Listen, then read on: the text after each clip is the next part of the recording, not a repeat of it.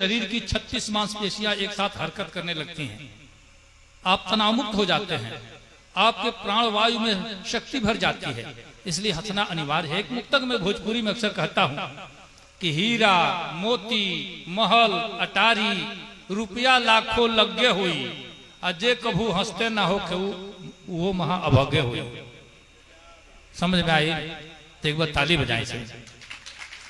अभी अब समझे कि अब खेल अब शुरू होता। ये बोले बहुत लोग हम आगे देखनी, कोई पंगुआता है, कोई जन आग पे होता है, कोई जन तैयारी में खोलता है, अगला गीत चलो तो साथे चलिए हम। ऐसा काहे होता? तो मन मिजाज थोड़ा सा बना दी, हम चार्ज हो गए तो रिचार्ज होके जाए। हाँ पक्का जाने, हम चार्ज होके खातिर जरूरी होला कि बाग वह बेकार है जिसमें नहीं माली मिले, शहर वह बेकार है जिसमें नहीं नाली मिले, ससुराल वह बेकार है जिसमें नहीं साली मिले, और महफिल वह बेकार है जिसमें नहीं ताली मिले। हाँ बहुत घनघोर ताली।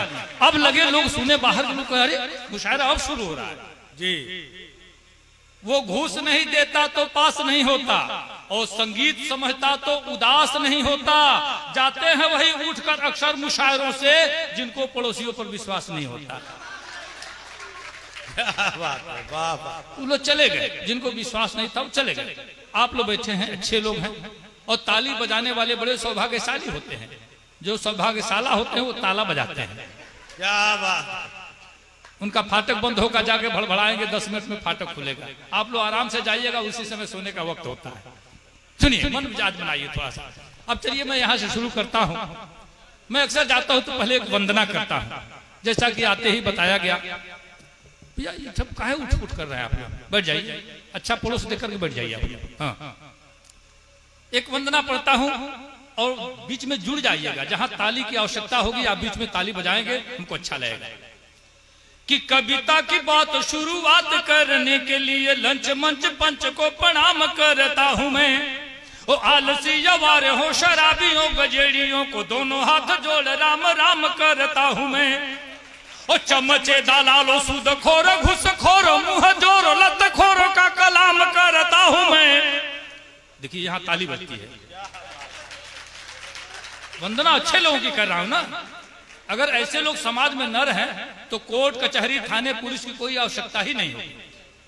कि चमचे दलालो सूद खोरो घुस खोरो मुँह जोरो लत खोरो का कलाम करता हूँ मैं। और दुष्ट बेईमान नीच मूर्खों के साथ साथ जूता चप्पल चोरों को सलाम करता हूँ मैं। उल्लुओं और गधाओं या बैलों को बार बार लगातार याद हर शाम करता हूँ मैं। और जितने घोटालेबाज, देखिए बिहार को छोड़ के कह रहा हूं, बिहार में घोटालेबाजों का नाम नहीं लेना चाहता। कि जितने घोटालेबाज चालबाज धोखेबाज सबको नमन सरेआम करता हूं मैं। और गुंडे मुछ मुंडे, देखिए मुछ मुंडा कहना भी खतरे से खाली नहीं है। आप मंच पर भी देख रहे होंगे, इनकी संख्या कुछ ज्यादा दिखती है।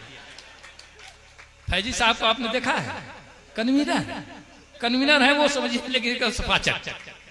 अब इनकी बढ़ती तादाद को देखते हुए हमने कुछ लोगों को छूट दे रखा है, जैसे डॉक्टर, मास्टर, नेता, अभिनेता, पुलिस, पत्रकार, छात्र और छक्का। ये सारे लोग बिना मूछ के ही अच्छे लगते हैं, बाकी कोई मूछ नहीं रखता। तो मैं कहता हूं कि गुंडे मुछ मुंडे अर्धनारी दुराचारी और व्यभिचारियों की वंदना तमाम करता हूं मैं। और प्रेमी बादशाह मेरी कविता गवाह रहे, हास्य व्यंग लिखने का काम करता हूं मैं। और 4 पंक्तियां पढ़ता हूं कि सुनिए श्रीमान, मान मेरा जो बढ़ाएंगे तो स्वर्ग में सम्मान बिन मांगे आप पाएंगे। और शुक्रिया के साथ उनके लिए दुआ करेंगे, वाह वाह करेंगे जो तालियां बजाएंगे। और सोने वाले सूरदास पेटूदास, खाने वाले जाने वाले यार बार बार पछताएंगे। और दादी के भिखारी आशीर्वाद के पुजारी, हम खुद ना हंसेंगे पर आपको हंसाएंगे। और हंसने के साथ एक शर्त में रखता हूं कि कविता हमारी सुनकर जो हंसेंगे नहीं, गूंगे बहरे पशु या पशार कहलाएंगे। और साढ़ बोक भैंसे का जन्म होगा उनका, जो आधी कविता के बीच उठ कर जाएंगे। कि साढ़बों का भैंसे का जन्म होगा उनका जो आधी कविता के बीच उठ कर जाएंगे और बातचीत शोर गुल करेंगे वो बकरी या भेड़ का ही रूप अगले जन्म पाएंगे और पत्नी से मारनी तक खाएंगे ये 5 लात हूट जो करेंगे मुझे मंच से भगाएंगे। अच्छा लगा? फैजी साहब के नाम पे एक बार ताली बजाइए। किसी भी मुशायरे को कामयाब करने के लिए देखिए क्या है कि सब लोग दूर दूर से आए होंगे, इसमें कहीं दो राय नहीं। और जो कन्वीनर होता है उसकी जिम्मेदारी बनती है कि सारे लोगों को एकत्रित करना, मुशायरा कराना मित्रों, और मेढक को तराजू पर तोलना दोनों बराबर होता है। मैं इनसे आग्रह कर रहा था, कस्या में मैं था तो इनसे कहा कि फैजी साहब हम आ नहीं पाएंगे, लंबी दूरी है और समझिए रास्ता पता है। ये कहे कि तुरंत मैं लोकेशन भेज रहा हूँ, आप देखिए और चले जाइए। मैं शुक्रिया करता हूँ फिर अदा इनका। और सुनिए मित्रों, 4 पंक्तियां और आपको पढ़ देता हूँ। ये नौजवान वर्ग के लोग बैठे हैं, सुनिए। मुसीबत में खुद को फंसाने से पहले, क्या है कि हम हास्य रंग के कवियों में एक या क्या बात आप लोग कर रहे हैं भाई, इधर हम इधर माइक पर खड़े हैं, आप आपस में बात कर रहे हैं, चले जाएंगे तो कहेंगे कुछ आता ही नहीं था, कुछ पढ़ा ही नहीं कोई। सुनिए इधर ठीक ढंग से सुनिए तो मैं ठीक ढंग से सुनाऊंगा। क्या है कि श्रृंगार का कोई कवि होता है तो उपमा अतिशोक्ति मिला के लिखता है, तिल का ताड़ बना देगा, कहेगा तेरे जुल्फों के साए में रहने को जी चाहता है। अरे तू आदमी है कि जुआ है?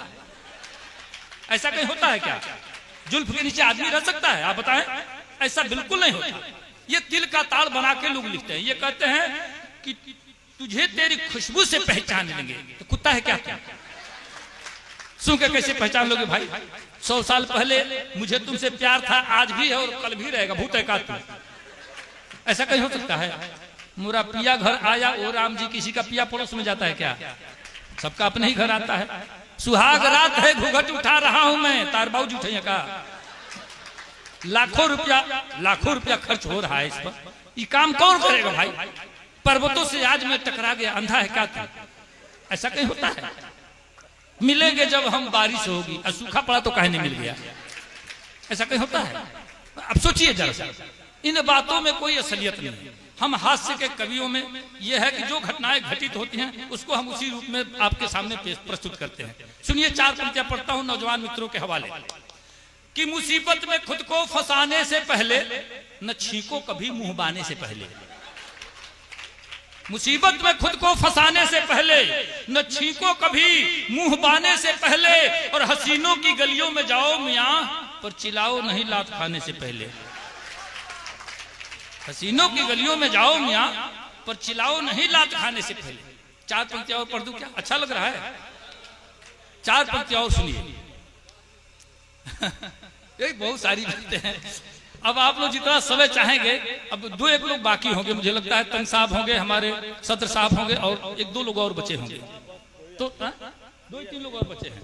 तो मन बना के थोड़ा सा सुनिए और इस मुशायरे को एकदम कामयाबी तक पहुंचाइए आप। ये कह रही थी आदरणीय सत्यम बदा जी की ये 8वीं घंटी है, मैं समझ रहा हूँ कि ये 4थी घंटी है। इसके बाद अभी टिफिन होने वाला है। हाँ, पूरा मन मिजाज बना के सुनिएगा। 4 पंक्तियां और सुनाता हूँ, सुनिए। ट्रेन में आते समय एक घटना घटित होती है। 4-5 ताली बजाने वाले आए, निकालो निकालो निकालो। हम लोग बिना टिकट के ही चढ़े थे, दिमाग उसे ही खराब था। हमने पहले उसको तरकाया, चल यार आगे बढ़ जा। आगे गया, फिर से मुड़ा तो एक घटना घटित हो गई। उसको 4 पंक्तियों में सुनाता हूँ, सुनिए। कि पहले उसने पैसा मांगा, मैंने उसको टाल दिया। उसने, समझ रहे हैं आप लोग ना? पहले उसने पैसा मांगा, मैंने उसको टाल दिया, और चुम्बन लिया गाल का, उसको 10 रुपया तत्काल दिया। वो अपनी पर आ जाएंगे तो पैसा लेके ही मांगेंगे। पहले उसने पैसा मांगा, मैंने उसको टाल दिया, चुम्बन लिया गाल का, उसको 10 रुपया तत्काल दिया। हद हो गई, ट्रेन की घटना मुझसे पहले घर आई, चुम्बन वाला फोटो कोई व्हाट्सएप पर डाल दिया। ये ऐसी घटनाएं घटित होती है ना। सुनिए 4 पंक्तियां और सुनाता हूं। एक शराबी को हमारे गांव में काट कर कुतिया अचानक मर गई। एक शराबी को हमारे गांव में, समी साहब सुनिए, एक शराबी को हमारे गांव में काट कर कुतिया अचानक मर गई। देखकर कुत्ता बहुत रोया वहां, देखकर कुत्ता बहुत रोया वहां, भैंस भी उस बेवड़े से डर गई। एक शराबी को हमारे गांव में काट कर कुतिया अचानक मर गई, देखकर कुत्ता बहुत रोया, वहां भैंस भी उस बेवड़े से डर गई और गोलियां खाई थी होम्योपैथ की, सूंघ करके मुंह वो बिफर गई। बस दवा की गंध से बीबी मेरी 5 जूती मार कर नैहर गई। बस दवा की गंध से बीबी मेरी 5 जूती मार कर नैहर गई।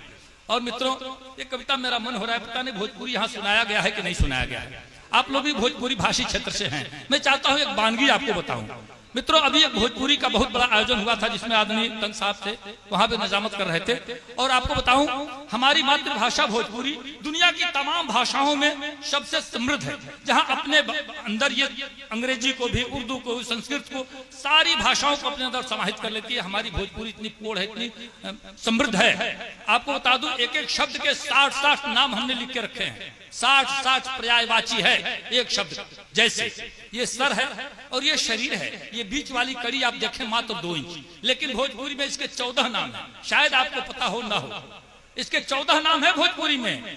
मऊर, मलपट, टेडुआ, गर्दन, गला, गौर, फफेला, कंठ, नरेटी, नटई, गटई, घाटी, घेट, घघेला, है ना 14 नाम। दर्द हो रहा हो, अंग्रेजी जो जानता होगा कहेगा बड़ा पेन हो रहा है। हम भोजपुरी भाषी लोग कहते हैं गड़ता, बथता, चनकता, टभकता, छेदता, बेधता, करकता, अंगरता, झिझिनाता, दुखाता, परपराता, भभाता, ऐठता, कोभता, खोचता, मिमोरता कहा जाता है। और जोर से तालियां बजनी चाहिए आपकी, भोजपुरी की बात मैं कर रहा हूं। 2-3 मुक्तक में पढ़ दे रहा हूं, सुनिए। 2-3 मुक्तक पढ़ता हूं। माताएं बहनें भी बैठी हैं, आप लोग भी ताली वाली बजाइएगा। ताली बजाने से आदमी स्वस्थ रहता है। आप देखे हैं किसी ताली बजाने वाले को बीमार पड़ते देखा है आप लोगों ने?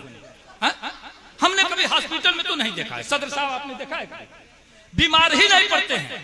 ताली बजाने से एक अतिरिक्त ऊर्जा का संचार होता है। ये हथेलियां जब आपकी मिलती हैं तो एक प्रकार की ऊर्जा आपके अंदर आती है, इसलिए आप ताली बजाइए, खुल करके बजाइएगा, अच्छा लगेगा। सुनिए, मैं 2-3 मुक्तक पढ़ता हूँ। बुढ़ियो करिया बार रंगा के छटवावे ले पट्टी, बुढ़ियो करिया बार रंगा के छटवावे ले पट्टी, अब बुढ़वो लागल मेहंदी पोते बार बुझाला चट्टी। बुढ़ियो करिया बार रंगा के छटवावे ले पट्टी, बुढ़वो लागल मेहंदी पोते बार बुझाला चट्टी। आ देखा देखी फैशन के ही आइल अजब बीमारी, नक बेभनी कंडेरी सगरो बन गई बरकट्टी। एक मुक्तक और सुनी। नइखे लहो तो लहरा मत लगाओ, नइखे लहो तो लहरा मत लगाओ, लाल चुआ के लसहरा मत लगाओ। समझता नहीं? भोजपुरी ठेठ भोजपुरी है। नइखे लहो तो लहरा मत लगाओ, लाल चुआ के लसहरा मत लगाओ। अपन ओगोरे के सांसे जब नइखे तो दूसरे की माल खाती पहरा मत लगाओ। अच्छा, आंख मिलबे न करे, आंख मिलबे न करे तो प्यार कैसन? आंख मिलबे न करे तो प्यार कैसन? बात बनबे न करे तो विचार कैसन? आ जकरी खातिर रचाइल भव मेहंदी वाला उ लोगबे न करे तो सिंगार कैसन? एगो मुक्तक जल्दी जल्दी में सुनाओ, तनी सुन ली। सूर देखी सितार मत देखी, सूर देखी सितार मत देखी, रूप देखी सिंगार मत देखी। सूर देखी सितार मत देखी, रूप देखी सिंगार मत देखी। इश्क के भूत जब चढ़ल होके तो लात जूता पझार मत देखी। इश्क के भूत अब चढ़ल होके तो लात जूता पझार मत देखी। अब बफर सिस्टम है बाबू साहेब, मियाँ बाभन चमार मत देखी। बफर सिस्टम ही देखी देखी खा पाई नहीं खा पाई। अच्छा, बहुत ऐसा मुक्तक बा, हजारों मुक्तक बा जो हम पढ़ी। अच्छा, मोबाइल तमाम लोग ले ले, मोबाइल नीचे कर, नीचे कर। घर जाके बादशाह प्रेमी सर्च कर जाई, 7000 वीडियो हमारे बा, एगो दूगो नहीं के। हिक भर सुनत है, जैसे बम्बई जाई, बम्बई से आई, फिर बम्बई जाई, 4 बेर लगे हमार वीडियो हो रहा है। तो कौन गोज लगे हैं वही में ताकत रहता का बुझाई के हम का कहते हैं। हेजा के मजा, हेजा घर के मजा घरे ले आई। हाँ, घरे गले के बाद बादशाह प्रेमी नहीं खाली देख के वही ना सब्सक्राइब नहीं करे पड़ला, ओके फॉलो करे पड़ला, तब जग मजा आई। सुनी चलिए जल्दी जल्दी में एगो बड़ी विवादित हमारे कविता हो गया कहने तो। अच्छा, हमारे परिचय पहले जान ली समय, जल्दी जल्दी में परिचय बताओ। तो नहीं भले बादशाह तिवारी आ गई भले नहीं बात आप जानते हो। हमारे परिचय है तरह होला कि बाभन के जाते हैं बानी बेकार, आपो सब जानी नहीं परिचय हमार। गांव है सकतुआ, सकतुई डाकखाना, जिला देवरिया तरकुलवा थाना। नाम बादशाह बंसवारी में घर बा, नाम बादशाह बंसवारी में घर बा। जागी ले रात भर चोरन के डर बा। बाटे पिछुआरे एगो पिल्ली सिकरिया, बाटे पिछुआरे एगो पिल्ली सिकरिया। समी साहब गइल बनी, कहां बानी समी साहब? हमर द्वार पर घरे बहुत लोग गइल बा ना, पूरा 4 जिला में उतना बसवार नहीं थे। बाटे पिछुआरे एगो पिल्ली सिकरिया, गटई पर उज्जर बा सब दे करिया, भौंके ना धीरे से धरे कपोच के, आवे कहो कहते भाई बोच के, भौंके ना धीरे से धरे कपोच के बुझे से बना हबका के, हां ओके हबका के कह जाला। भौंके ना धीरे से धरे कपोच के, आवे कहो कहते भाई बोच के। आ देखते में ओकरा का होला बुखार, आपो सब जाने नहीं परिचय हम। अब 12 महीना अनहरिये के आसबा, चारू ओर बांस खूब जाह कंजास बा। आ दिया दुआरे के तनिको बुताला, रहे पूर्णिमा अमावसा बुझाला। आ एक बेर हित जिन भादों में आवे, एक बेर हित जिन भादों में आवे, जिंदगी में फेर को मुंह न दिखावे। हमरी गांव एक बेर हित जिन भादों में आवे, जिंदगी में फेर को मुंह न दिखा। जतनी का बेटी एक बेर हित जिन भादों में आवे, जिंदगी में फेर को मुंह न दिखावे। आ दिनों में मच्छर फुला देला काट के, कितने लोग लेला दरी उलाट के। मर मैदान खाती होला हरानी, हेले का पड़ेला जंगा भर पानी। अब ही भइल एकर सुधार, आपो सब जाने ले परिचय हमार। 125 घर बाटे आबादी, कौन कौन जात बाटे सगरो बता दी। 34 घर बाभन, राजपूत 22, हरजन के घर बाटे 26 28, 15 घर चनऊ, 4 घर तेली, चुन्नी के सार बाने शंभू भुटेली। 3 घर बढ़ई या कंकर के तीनी, 12 गो घर कोहरौटी के गिनी, आ 4 घर गोड़ बने चाहे कहार। आपो सब जाने ले परिचय हमार। ये हमार भौगोलिक परिचय रहा। एगो कविता के 10-12 गो लाइन आपके सुना दी, अच्छा लगी तो कहते वो कविता सुना दे, नहीं कहब तब जब जाके बैठ जाए। घटना ए तरह घटल, हमारी गांव से 1 फरवरी मंगर के दिन, बहुत वायरल भइल 12 गो लाइन, 1 महीना के अंदर 29 मिलियन लोग देखले रहे। हमारी गांव से 1 फरवरी मंगर के दिन एगो तिलक आवत रहे, फाजिल नगर, आप जानते हो तुमको ही राज से आगे फाजिल नगर। आ इन्हें गांव से एगो बारात लेके चल जाते रहे मार्शल वाला, दोनों जाके आमने सामने खड़ा कर देना, जगह कम रहे, आमने सामने खड़ा कर देना।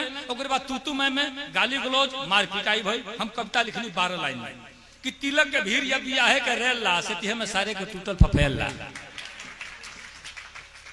तिलक के भीड़ या बियाहे के रेला, से में सारे के टूटल फफेला। एने कमांडर आ उन्हें रहे मार्शल, तिलक बारात दोनों भई रहे पार्सल। और रहे बंजरिया बाजारी के मोड़, हाथ साफ कैले के लागल होड़। मार्शल के ड्राइवर उतर या ढाई से मरलस इस हमता के 1 फाइट ठाई से। अच्छा इजा के मत इस मोहम्मद के, हमारे यहाँ टैक्सी के ड्राइवर इस मोहम्मद करना आजो बैठे बेचारा। मार्शल के ड्राइवर उतर या ढाई से मरलस इस हमता के 1 फाइट ठाई से। और टैक्सी के लोग सब चल नीचे, मार्शल के ड्राइवर का लागो लोग घीचे। उ सारे बैठे रहे शीशा गिरा के, भीतर हुकाई भाई पहुंचा घुसा के।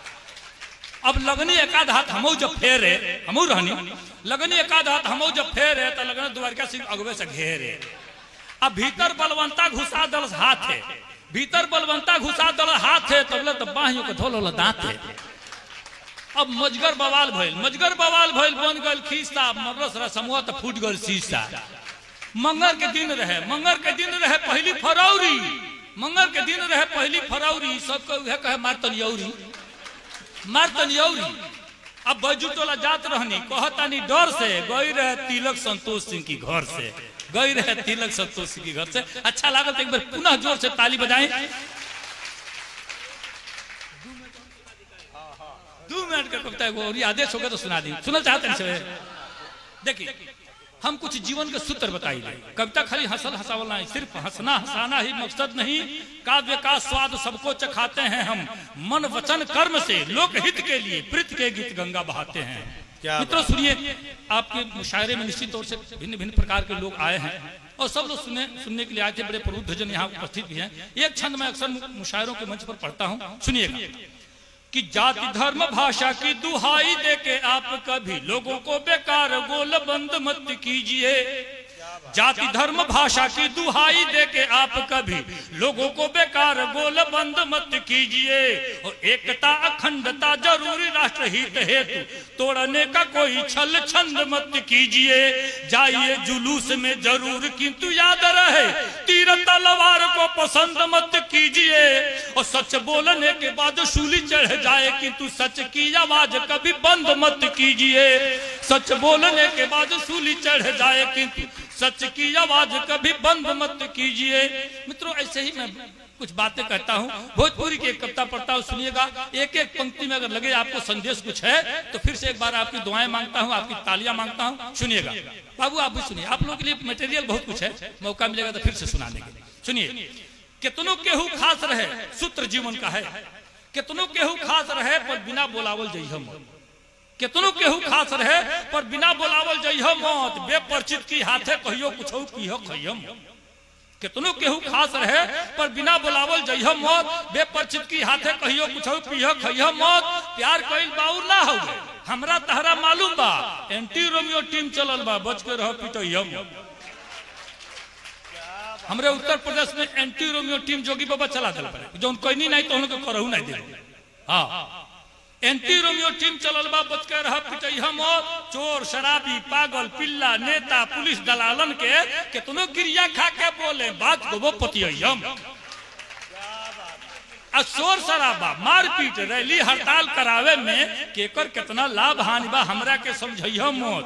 बेटा बेटी मेहरी मीत संहतियों से बचिहो बाकिर, बेटा बेटी मेहरी मीत संहतियों से बचिहो बाकिर। डॉक्टर मास्टर माई बाप से कोनो बात छिपई हम।